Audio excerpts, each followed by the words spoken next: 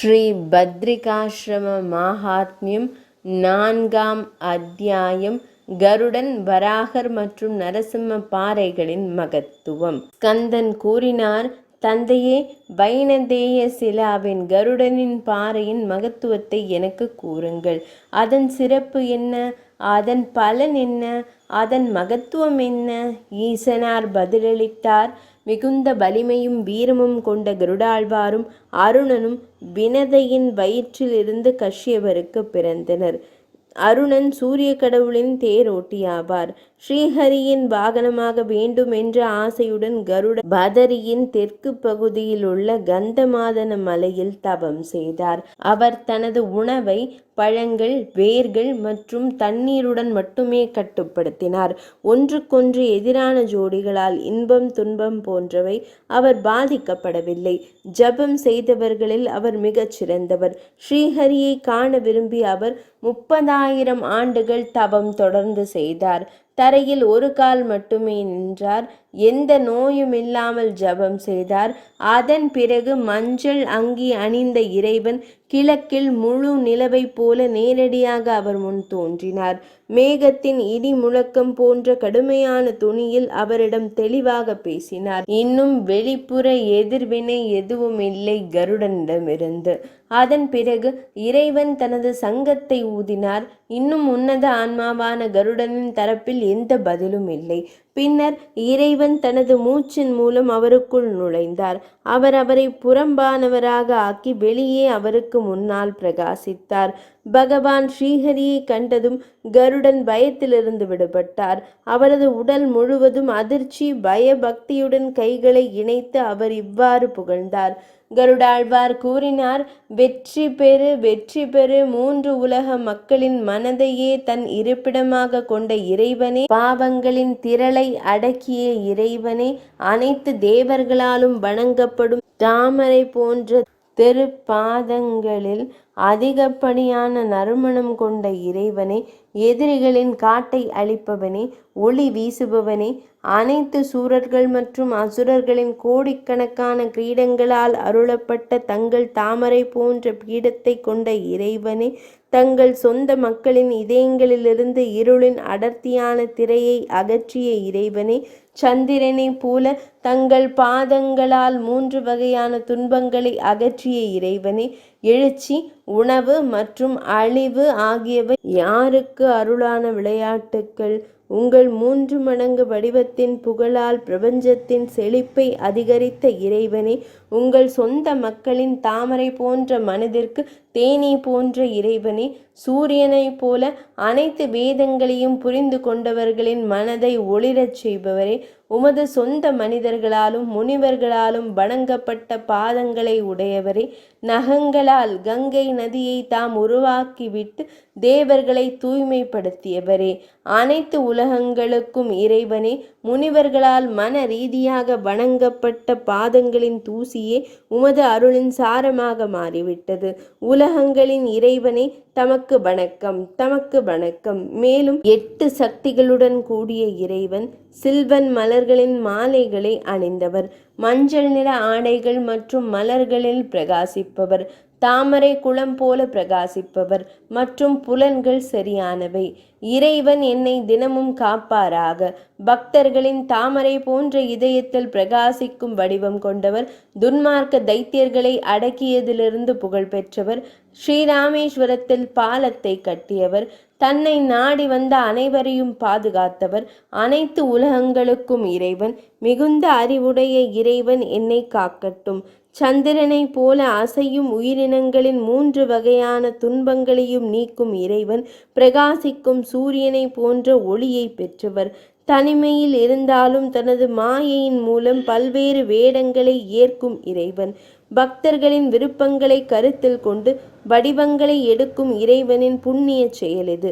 குழந்தை பருவத்திலேயே பல மன்னர்களை தண்டித்தவர், பல வழிகளில் நன்மை பயக்கும் வேதங்களின் பாதையை பின்பற்றுபவர், ஸ்ரீகிருஷ்ணரும் கோபியரும் செலுத்தும் இந்த ராச வடிவம் தாள நடனம் நம்மை காக்கட்டும். அவர் யஜ்ஞத்தில் பங்கேற்கிறார். அவர் இதயத்தை கவர்கிறார். அவர் பிரபஞ்ச வடிவுடையவர். அவர் பெண்களின் அதாவது கோபிகைகளின் பட்டு துணியை அகற்றுகிறார். அவர் பெரிய மனிதர்களை பாதுகாப்பதற்காக பல வடிவங்களை எடுக்கிறார்.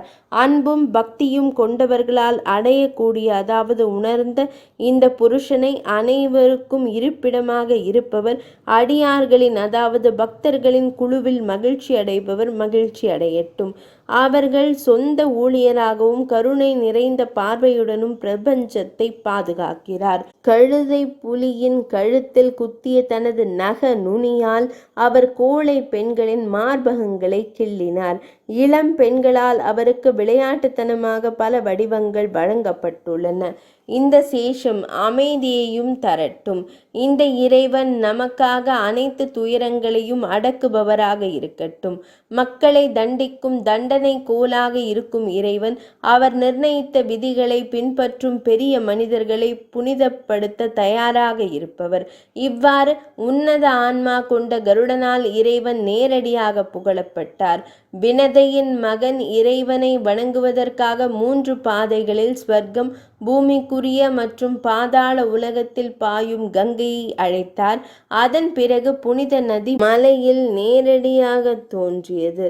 அவளுக்கு 5 முகங்கள் இருந்தன. வினதையின் மகன் அந்த நீரால் பாத பூஜை செய்தார். பின்னர் ஸ்ரீஹரி கருடனிடம் வரம் தேர்ந்தெடுக்கப்படட்டும் என்று கூறினார். பின்னர் கருடாழ்வார் தமது அருளால் தேவர்களுக்கும் தைத்தியர்களுக்கும் நான் வெல்ல முடியாதவனாக மாறட்டும். நான் வலிமை, வீரம் மற்றும் சக்தியால் மகிமைப்படட்டும். நான் தமது ஒரே வாகனமாக இருக்கட்டும்.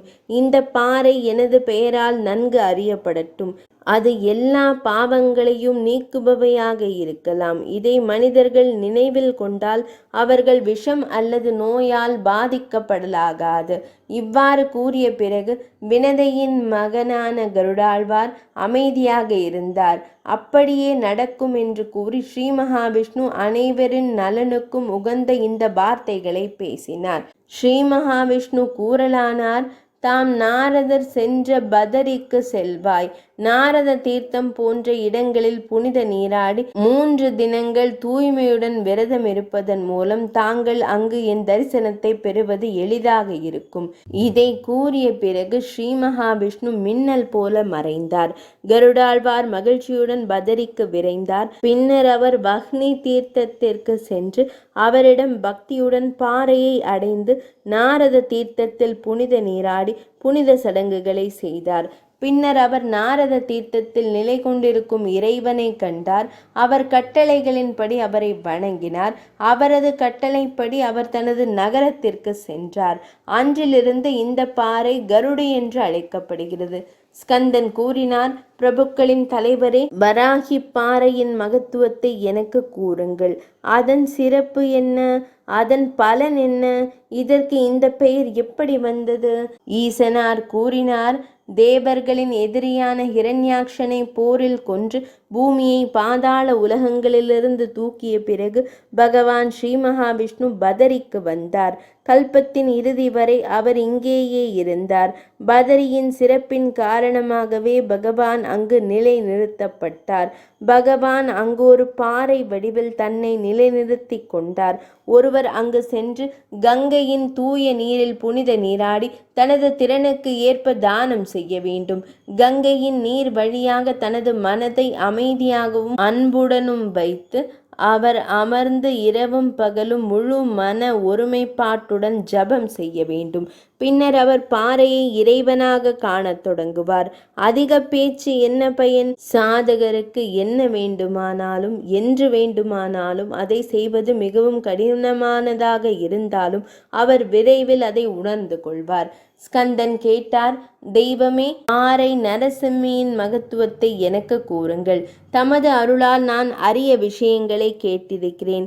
மகாபிரபுவே, தேவதேவரே, தந்தையே, கூறுங்கள். ஈசனார் கூறினார், ஹிரண்யகசிபுவை தனது நகங்களின் நுனியால் அதாவது நகங்களால் விளையாட்டுத்தனமாக கொன்ற பிறகு இறைவன் மனித மற்றும் சிங்க வடிவில் அவர் போல கோபத்தின் நெருப்பால் அவரது உடல் முழுவதும் சுடர் விட்டார். அவர் உலக அழிவின் போது தோன்றிய நெருப்பைப் போல இருந்தார். தேவர்கள் அங்கு வந்தனர். கருணையால் நிறைந்த அவர்கள் தூரத்தில் நின்று தனது உடலை மனித சிங்கத்தின் விளையாட்டுத்தனமாக எடுத்துக்கொண்ட இறைவனை புகழ்ந்தனர்.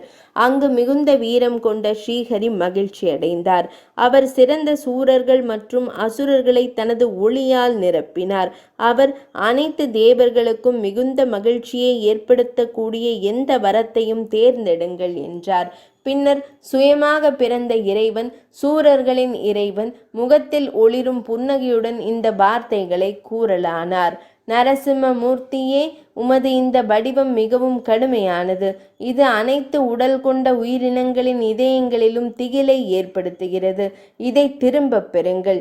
இறைவன் தனது தெய்வீக உடலை மலைகள் போன்ற பல வழிகளில் நிலை நிறுத்திய பிறகு இவற்றையெல்லாம் முறையாகச் செய்தார். பின்னர் அவர், தங்களின் எந்த பணியை நான் இப்போது செய்ய வேண்டும்?